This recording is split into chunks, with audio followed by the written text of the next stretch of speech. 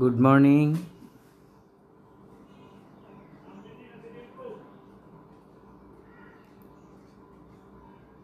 শিক্ষার্থীবৃন্দ,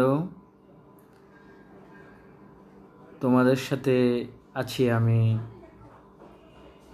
প্রভাষক Dulal Chandranath, Rajendrapur cantonment public school and college. আমি আজকে তোমাদের হিসাব বিজ্ঞান দ্বিতীয় পত্রের দ্বিতীয় অধ্যায় অংশীদারি ব্যবসায়ের উপর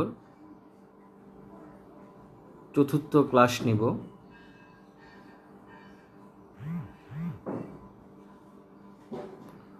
ওয়ালাইকুম আসসালাম শালম।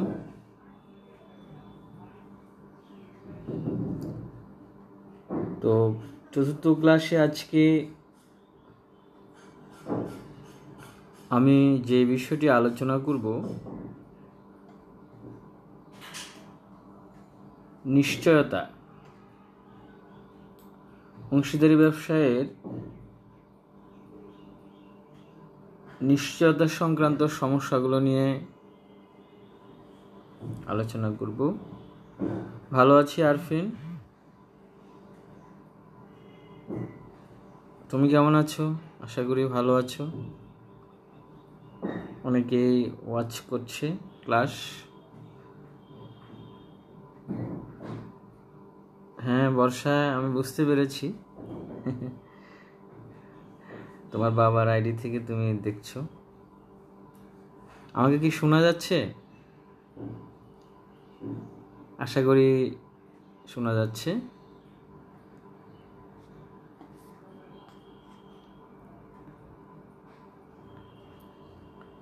তো আমি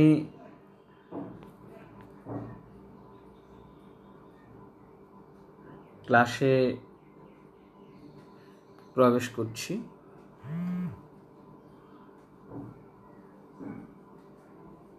তো তোমরা জানো নিশ্চয়তা কি? ধন্যবাদ। শুরু করছি।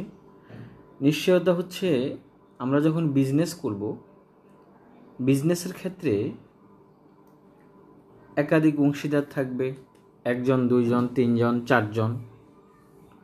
তো একজন অংশীদারকে অন্যান্য অংশীদার লাভের নিশ্চয়তা দিবে।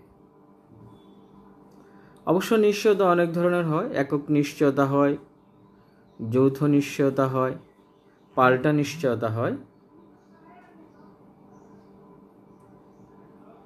তো একক নিশ্চয়তা হচ্ছে একজন অংশীদারকে নিশ্চয়তা দিবে, আর যৌথ নিশ্চয়তা হচ্ছে একজন অংশীদারকে একাধিক অংশীদার নিশ্চয়তা দিবে। সে নিশ্চয়তাটা কি? যেমন তোমার লাভ কমপক্ষে 10,000 টাকা হবে। যেমন তোমরা তিনজন মিলে বিজনেস করছো, একজন একটু অনীহা প্রকাশ করছে, সে হয়তো বিজনেস বুঝে না। তখন সে ভাবতে পারে যে এই বিজনেসটা যে আমি করব, বিজনেসটা থেকে লাভ হবে কিনা। তো সেক্ষেত্রে অন্য অংশীদাররা তাকে নিশ্চয়তা দিবে যে হ্যাঁ তোমার লাভ হবে।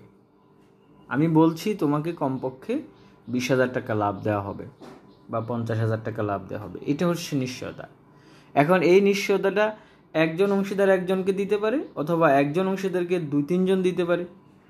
আবার পাল্টা নিশ্চয়তা হতে পারে, যেমন একজন বললো যে হ্যাঁ আমরা এই বিজনেসটা করব, বিজনেসটা না হলে তোমাদেরকে আমি লাভ দিব। আবার প্রতিষ্ঠান থেকে আবার তাকে নিশ্চয়তা দিতে পারে, ঠিক আছে এত টাকা লাভ হলে তোমাকে এত টাকা কমিশন দেওয়া হবে।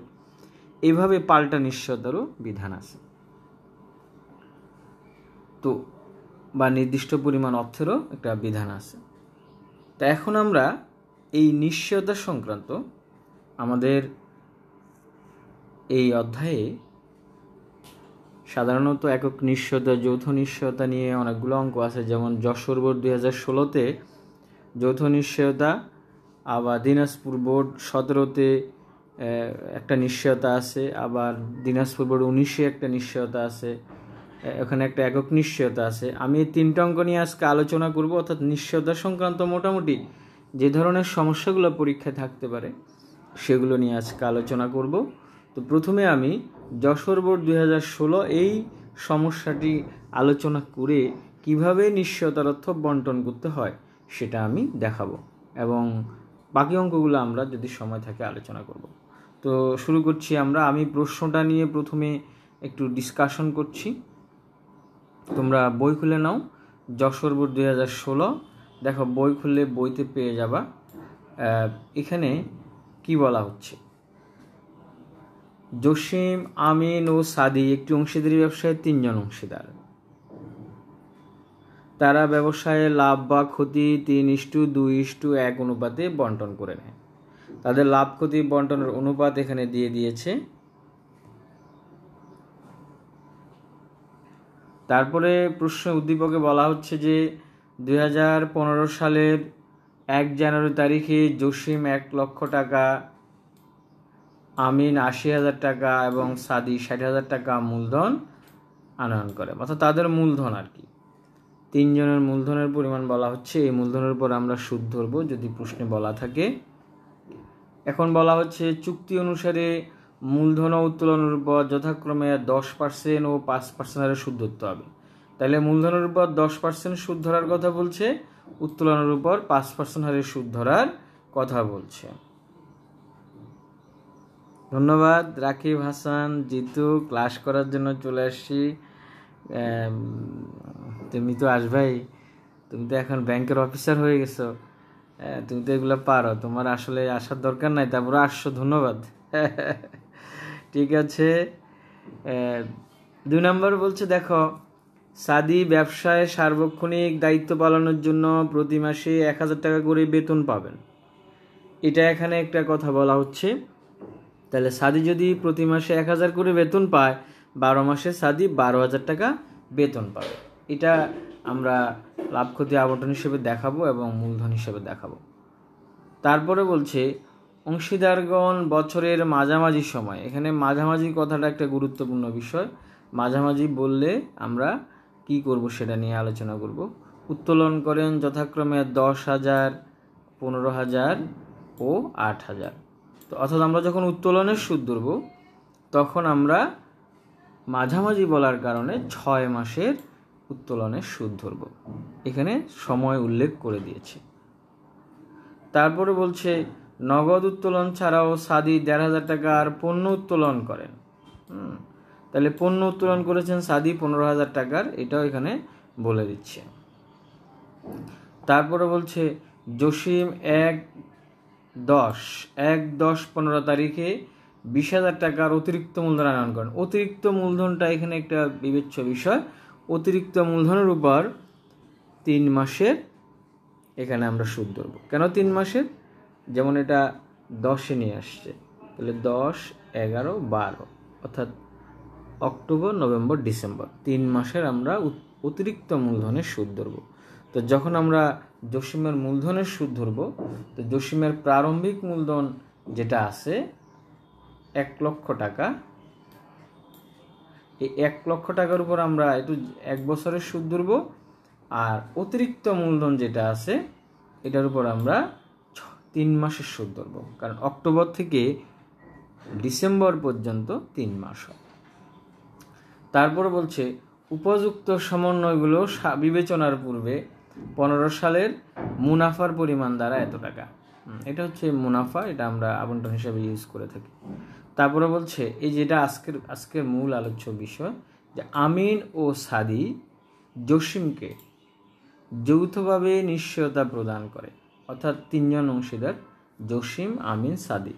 এখন পরের 2 জন আমিন ও সাদি জসিমকে, মানে প্রথম জনকে যৌথভাবে, মানে ওরা 2 জন মিলে, আমিন আর সাদি 2 জন মিলে নিশ্চয়তা প্রদান করে যে জসিমের বন্টনযোগ্য মুনাফা 21,000 টাকার কম হবে না।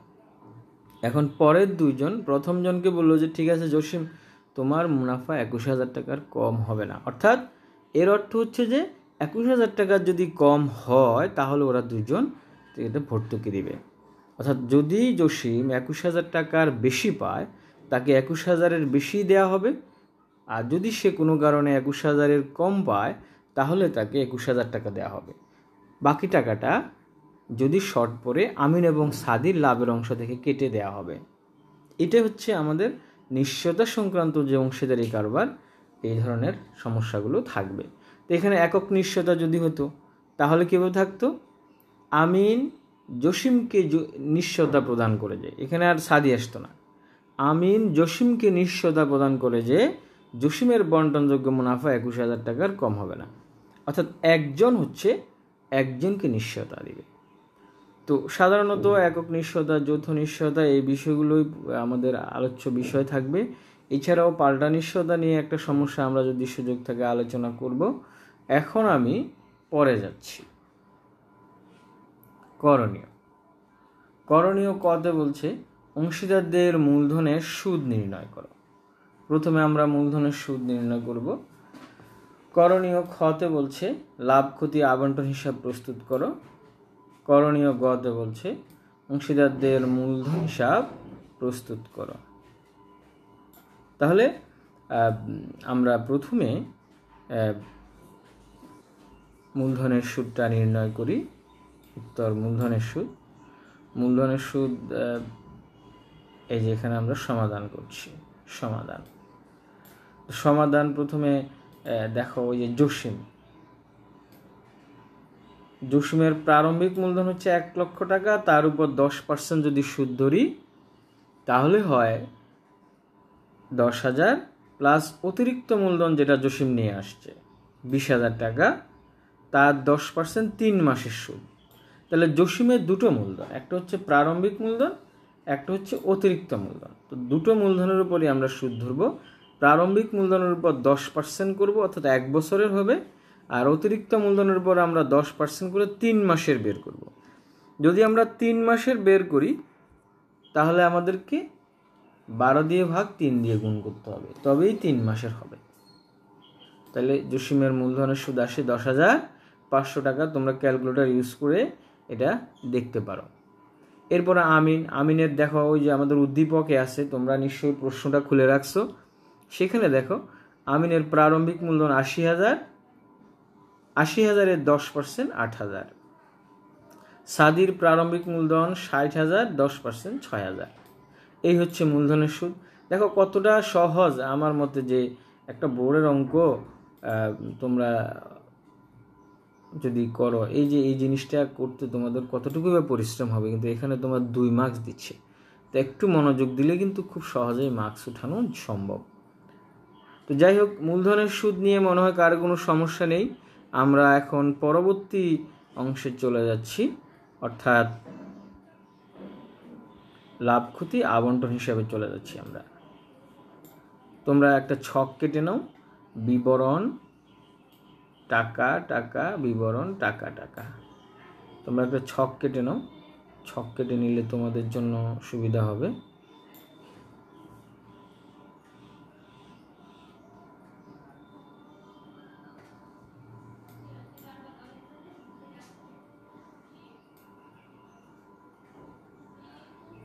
আমি ছক কাটার জন্য 1 মিনিট সময় দিচ্ছি।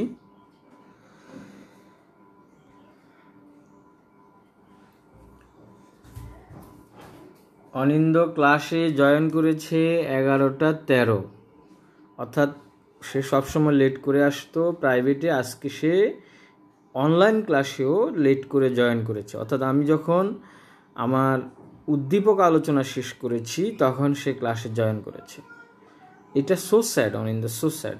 আমি গার্জিয়ানের সাথে কথা বলবো, আমি ভাবছি স্টুডেন্টদের এতটা উদাসীনতা ভালো না।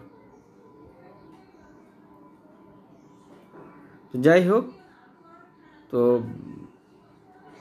আমরা লাভ ক্ষতি আবন্টন হিসাবে ছকটা তোমরা কেটেছো, এখন আমরা এটা নিয়ে আলোচনা করছি। তো দেখো উদ্দীপকে একদম নিচে আছে লাভ ক্ষতি হিসাব নিট লাভ। নিট লাভটা উদ্দীপকে দেওয়া আছে। উদ্দীপকটা তোমরা খুলে রাখো, আমিও খুলে রেখেছি উদ্দীপকটা, কারণ উদ্দীপকটা খুলে না রাখলে তো হবে না, উদ্দীপকের দিকে তাকাতে হবে অঙ্ক করার সময়। আমি যখন আলোচনা করব উদ্দীপকের দিকে তাকিয়ে থাকতে হবে। আমি যখন বলবো উদ্দীপকের দিকে তাকাও, তখন সাথে সাথে উদ্দীপকের দিকে তাকাইতে হবে। যশোর বোর্ড 2016 এটা খুলে রাখো, খুলে রাখলে তুমি বুঝতে পারবা। দেখো উদ্দীপকে একদম নিচে বলা আছে যে উপরোক্ত সমন্বয় বিবেচনার পূর্বে মুনাফার পরিমাণ ৬৯,৩৫০ টাকায় দাঁড়ায়।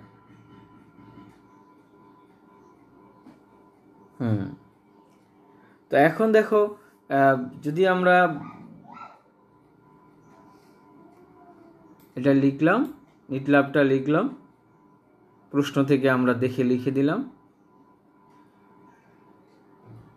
লিখেছো তোমরা নিশ্চয়ই, তোমরাও লিখো। তারপরে এখন আমরা উদ্দীপকে যদি যাই, উদ্দীপকটা তুমি ধরো উদ্দীপকে 1 নম্বরে আছে, উদ্দীপকের ভিতরে 1 নম্বর দিয়ে লিখছে অংশীদারদের মূলধন ও উত্তোলনের উপর 10% ও 5% সুদ দিতে হবে। তো এখন আগে আমরা মূলধনের সুদটা লিখি। অংশীদারদের মূলধন হিসাব, মূলধনের সুদ। মূলধনের সুদটা আমরা ক নাম্বারে বের করেছি? 10,500, 8,000, 6,000। সেই মূলধনের সুদটা আমরা এখানে নিয়ে আসলাম।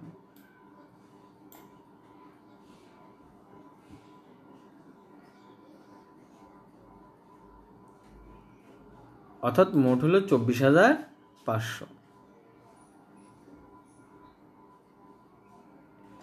তারপরে উত্তোলনের সুদ আমরা ডান পাশে লিখব। অংশীদারদের মূলধন হিসাব, উত্তোলনের সুদ। উত্তোলনের সুদটা আমরা দেখো বের করেছি আলাদা আলাদা করে। জসিম সে 10,000 টাকা উত্তোলন করেছে, 5% উদ্দীপকে দেওয়া আছে সুদের হার, আর মাঝামাঝি বলার কারণে 12/6 মানে 6 মাসে, মানে 250 টাকা।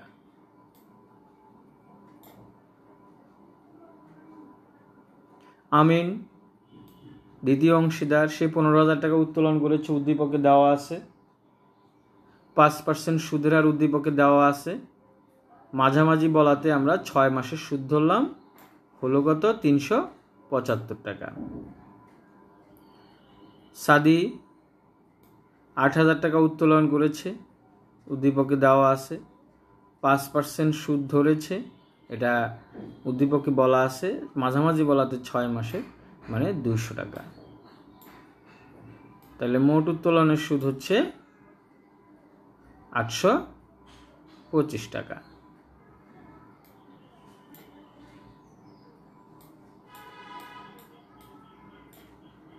তাহলে আমরা উদ্দীপকের কথা অনুযায়ী মূলধনের এবং উত্তোলনের সুদ আমরা ধরলাম। এরপরে দেখো উদ্দীপকে 2 নাম্বার দিয়ে লেখা আছে সাদি প্রতি মাসে 1,000 টাকা করে বেতন পাবেন। তাহলে 1,000 × 12 মাসে 12,000, 12,000 টাকা সাদির মূলধন হিসাব বেতন, এটা আমরা লিখলাম।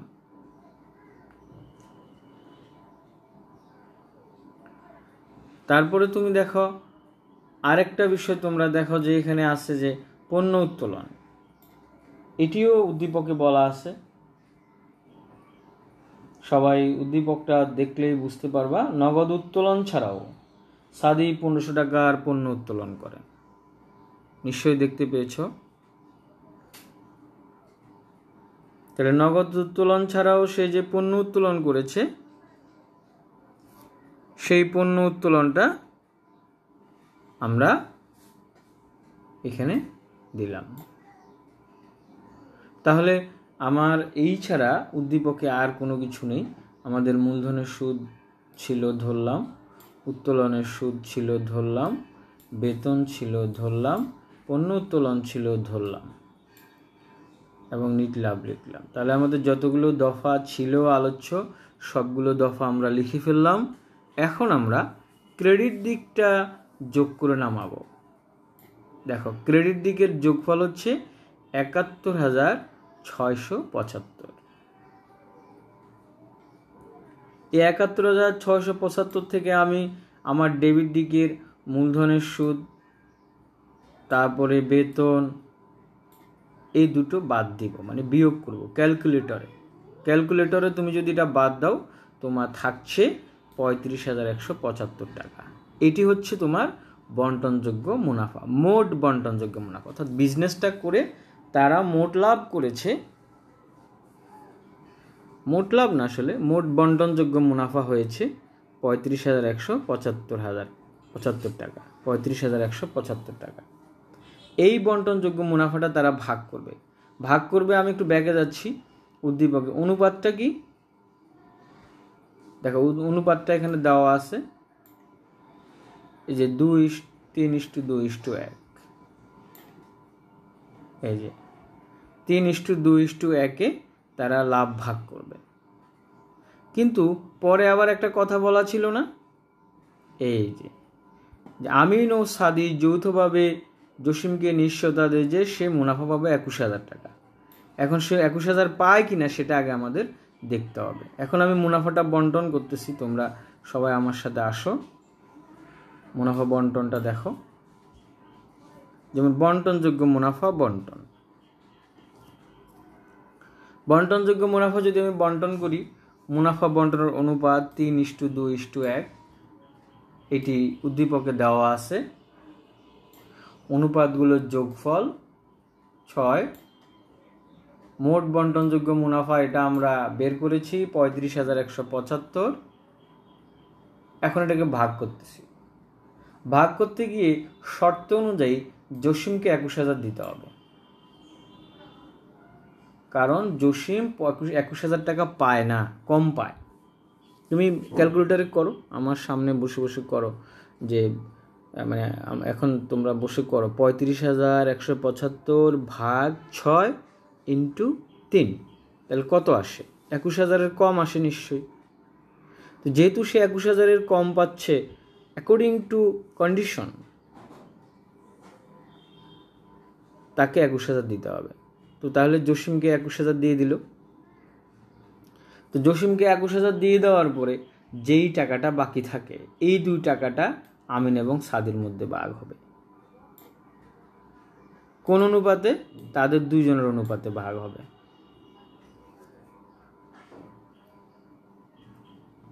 তাহলে আমিনেরটা আগে দেখি। মোট 35,175 বিয়োগ দেয়া হয়ে গেছে জসিমকে 21,000, যাহা থাকে এটাকে 3 দিয়ে ভাগ, 2 দিয়ে গুণ, তাহলে 9,450 টাকা। তাহলে আমিন পাচ্ছে 9,450 টাকা, আর সাদি পাচ্ছে কত? 35,175 থেকে 21,000 দেওয়া হলো জসিমকে, বাকি টাকার মধ্যে 3 ভাগের 1 ভাগ পাবে সাদি, 4,725 টাকা। এভাবে আমরা নিশ্চয়তার টাকাটা ভাগ করে দেব। এই অঙ্কের ভিতরে সবচেয়ে আলোচ্য বিষয় হচ্ছে এই বন্টনযোগ্য মুনাফা বন্টন, অর্থাৎ জসিমের টাকা আমি আবার রিভিউ করছি। জসিমের ভাগের অংশ জসিমকে দিয়ে দিব, জসিমকে দেওয়ার পরে যেই টাকাটা অবশিষ্ট থাকবে 35,175 থেকে 21,000 বাদ দিলে বাকি কত থাকে? 14,175 টাকা। এই 14,175 টাকা আমরা ভাগ করে দিচ্ছি।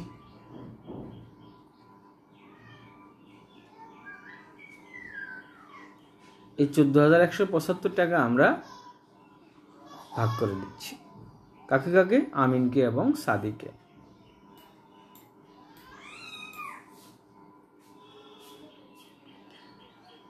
তিন দিয়ে ভাগ দিয়েছি। আমাকে বর্ষা প্রশ্ন করছে 3 দিয়ে কেন ভাগ দিলাম?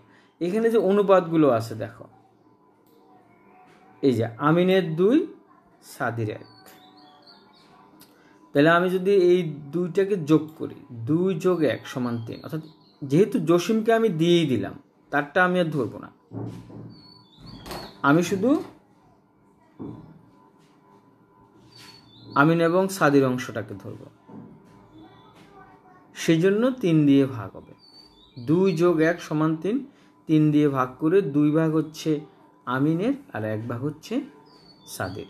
বুঝতে পেরেছ নিশ্চয়ই? বর্ষাকে বলছি। ওকে, নেক্সট আমরা যদি কোনো প্রশ্ন থাকে সেটা আমরা অবশ্যই আলোচনা করব। তোমাদের যদি কোনো প্রশ্ন থাকে, তোমরা যদি বুঝতে না পারো, তাহলে অবশ্যই আমাকে এটার সাথে সাথে কমেন্টসে জানাও, আমি সাথে সাথে এটা উত্তর দেওয়ার চেষ্টা করব। এখন আমরা এটাকে ইউজ করছি অঙ্কের ক্ষেত্রে, অ্যাপ্লাই করছি। জসিমের 21,000, আমিনের 9,450, সাদির 4,725, মোট হলো 35,175। এভাবে আমরা অঙ্কটা শেষ করলাম। আমাদের লাভ ক্ষতি আবন্টন হিসাব এখানে শেষ হলো। কারো যদি কোনো প্রশ্ন থাকে সেটা আমি শুনবো, আমাকে বলো।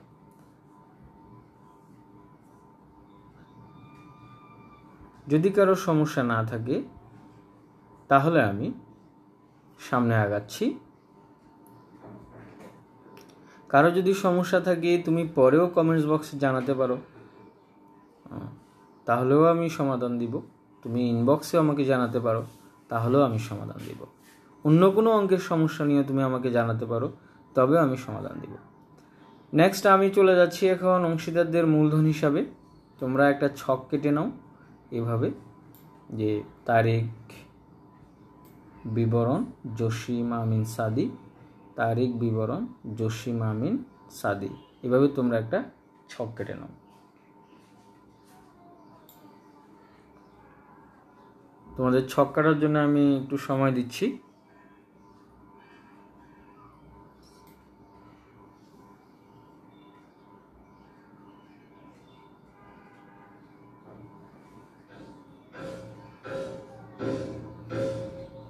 ফার্স্ট ইয়ারের স্টুডেন্টদের গার্জিয়ানের সাথে আমি কথা বলবো, যেহেতু আমি তোমাদের ক্লাস টিচার, এই জন্য আমি চিন্তা করছি একটু কথা বলার দরকার।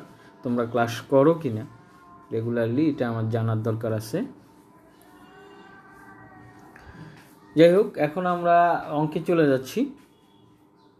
দেখো এখানে মূলধন হিসাবে আগের মতোই সেম টু সেম, এখানে তেমন কিছু নেই, শুধু এখানে অতিরিক্ত মূলধনটা অ্যাড হবে। তো প্রথমে আমরা ক্রেডিট দিকে 2015 সাল জানুয়ারি 1 ব্যালেন্স বিডি উদ্দীপকে দেওয়া আছে, আমরা 3 জনেরটা লিখে ফেললাম।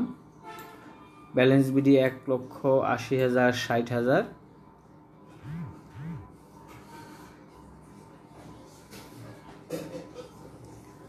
তারপর দেখো অক্টোবর 1 দিয়ে লেখা আছে নগদান হিসাব, এটা হচ্ছে অতিরিক্ত মূলধন। দেখো জসিম উদ্দীপকে ছিল জসিম 20,000 টাকা অতিরিক্ত মূলধন নিয়ে আসেন, এটি হচ্ছে অতিরিক্ত মূলধন।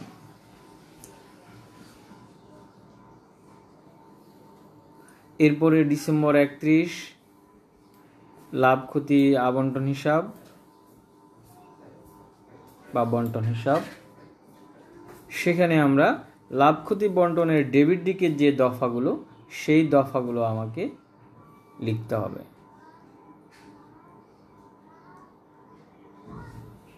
লাভ ক্ষতি বন্টন হিসাবে ডেবিট দিকে কি আছে, আমি একটু ব্যাকে যাচ্ছি, তোমরা একটু আমার সাথে থাকো। এখানে প্রথমে আছে মূলধনের সুদ, তারপরে আছে বেতন, তারপর আছে বন্টনযোগ্য মুনাফা। 3টা দফা আছে, মূলধনের সুদ, বেতন, বন্টনযোগ্য মুনাফা। মূলধনের সুদ 3 জনেরটা 3 জনের ঘরে, বেতন শুধু সাদির ঘরে, বন্টনযোগ্য মুনাফা 3 জনের ঘরে। দেখো এই 3টাই আসছে, খেয়াল করো। এই যে মূলধনের সুদ 3 জনের ঘরে, বেতন সাদির ঘরে, মুনাফার অংশ 3 জনের ঘরে। আশা করি বুঝতে পেরেছ। অর্থাৎ লাভ ক্ষতি আবন্টন হিসাবের ডেবিটে ছিল, এটা এখন আমরা মূলধন হিসাবের ক্রেডিটে লিখলাম, কারণ এই 3টি দফা হচ্ছে মূলধন বৃদ্ধি করে, মূলধন বাড়লে ক্রেডিট হয়, তাই আমরা ক্রেডিট দিকে লিখলাম। এরপরে আমরা ডেবিট দিকে চলে যাচ্ছি। ডেবিট দিকে 2015 ডিসেম্বর 31 উত্তোলন আমাদের উদ্দীপকে দেওয়া আছে। উত্তোলন আমাদের মূলধন হ্রাস করে, এই জন্য আমরা এটা ডেবিট দিকে লিখলাম। মূলধন হ্রাস পেলে ডেবিট হয়, এই জন্য ডেবিটে লিখলাম। 10,000, 15,000, 8,000।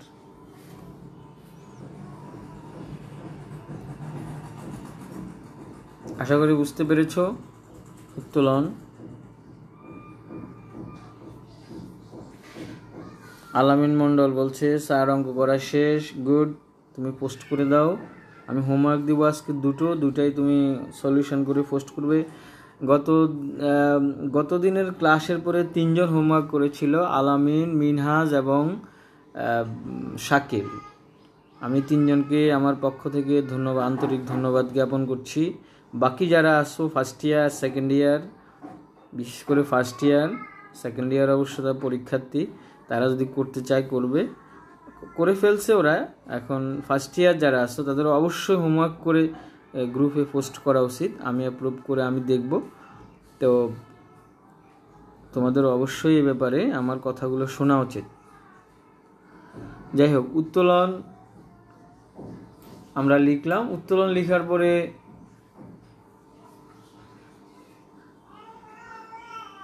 পণ্য লাভ ক্ষতি বন্টন হিসাব বলে আমরা হেডিং দিলাম ডিসেম্বর 31।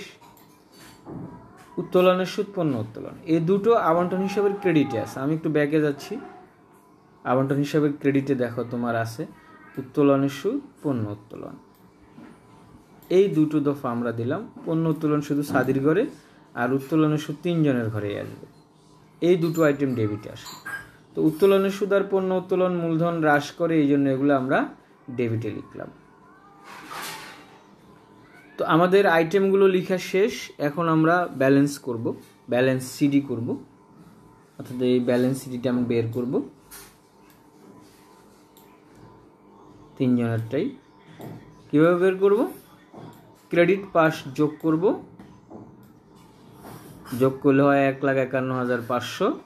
সেখান থেকে ডেবিট দিকে আইটেম দুটা বাদ দিব, বাদ দিলে বের হবে 1,41,250। একই রকমভাবে আমিন এবং সাদিরটাও করব। এবং এই সিডিটাকে আমরা পরবর্তীতে ব্যালেন্স বিডি করে দিব, পরের বছর জানুয়ারিতে ব্যালেন্স বিডি করে দিব।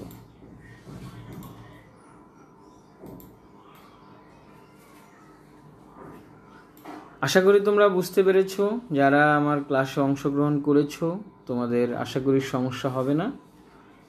তোমরা যদি একটু খেয়াল করো তাহলে তোমরা অঙ্কটা করতে পারবে। যদি কোনো প্রশ্ন থাকে কমেন্টে আমাকে জানাও।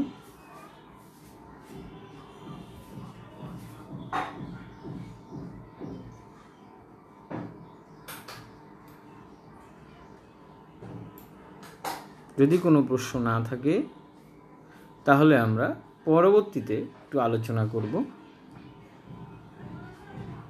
তো তোমরা একটু ধৈর্য ধরে থাকো। আমি 40 মিনিট বা আরেকটু কম সময় সময় তোমাদের নিব। আমাদের মাত্র 32 মিনিট হয়েছে। পরে দেখো আমরা যে সমস্যাটা নিয়ে একটু আলোচনা করার প্ল্যান আছে সেটা হচ্ছে দিনাজপুর বোর্ড 17। এটিও একটা নিশ্চয়তার অঙ্ক। দিনাজপুর বোর্ড 2017, এটি একটা নিশ্চয়তা সংক্রান্ত অঙ্ক। সেম টু সেম এটি একটি হোমওয়ার্ক থাকবে, তোমরা এটা করবা। একই রকম অঙ্ক। দেখো এই যে মূলধনের ব্যালেন্স, দায়িত্ব পালনের জন্য 2 জন বেতন পাবে, ইমন আর মোহন, 2 জনকে বেতন দিবা 5,000। এটা মাসিক বেতন, তাহলে 12 দিয়ে গুণ করতে হবে। কিন্তু এখানে বলছে বেতন নগদে গ্রহণ করছে। বেতন যদি নগদে গ্রহণ করে তাহলে সেটি মূলধনে আসবে না। এটা আমাদের নিয়মে আমরা আলোচনা করেছিলাম, এই জন্য এটা মূলধনে আসবে না। মূলধন উত্তোলনের উপর 5% সুদ ধরতে হবে। প্রত্যেক মাসের শেষ তারিখে 5.5 দিয়ে গুণ হবে, উত্তোলনের সুদ হবে।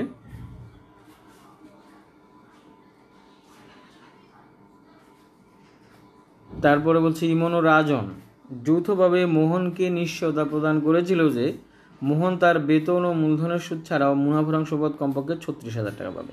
এই একটু আগে আমরা যেটা করলাম জসিম পাবে, এখানে বলছে মোহন পাবে। তাহলে একই রকম আমরা মোহনকে আগে 36,000 দিব, দিয়ে বাকি টাকাটা ইমন ও রাজনের মধ্যে ভাগ করে দেব। কত বলছে উত্তোলনের সুদ, খতে বলছে লাভ ক্ষতি আবন্টন হিসাবে মোট ব্যয় আর মোট আয়। মোট ব্যয় আর মোট আয় মানে তুমি ওই আবন্টন হিসাবেই করবা, ক্রেডিট দিকেরটাকে আয় ধরবা আর ডেবিট দিকেরটাকে ব্যয় ধরবা, আর কিছু না। আর মূলধন হিসাব। এখানে আমি উত্তরটা দিয়ে দিলাম। প্রথমে যে উত্তোলনের সুদটা, তারপরে মোট ব্যয়, মোট আয়, মুনাফার অংশ। কারণ মুনাফার অংশটা লাগবে তোমার। কারণ মুনাফার অংশ লাগবে কেন? কারণ তুমি যদি মূলধন করতে হয় তাহলে তো এটা লাগবেই। তারপরে মূলধন হিসাব। এরপরে যে অঙ্কটা নিয়ে আমি আলোচনা করছি সেটা হচ্ছে দিনাজপুর বোর্ড 2019। একই রকম সমস্যা। এই যে এখানে অনুপাতটা দেখো দেওয়া আছে 2/1, 3/1, 6/1।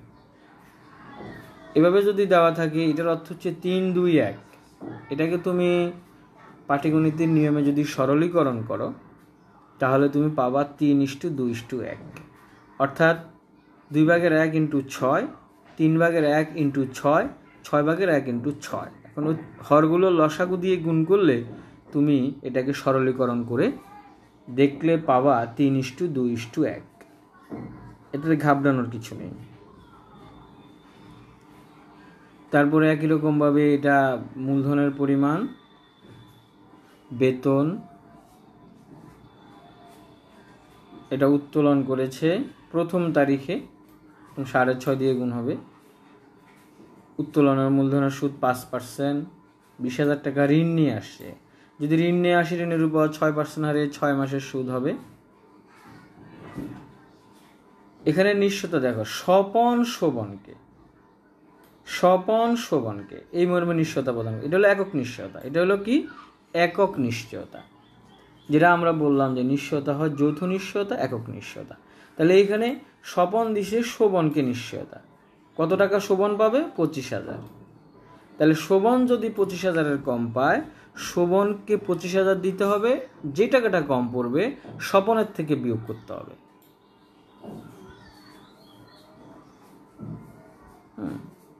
এই যে দেখো, এখানে শোভনকে 25,000 দেওয়া হয়েছে।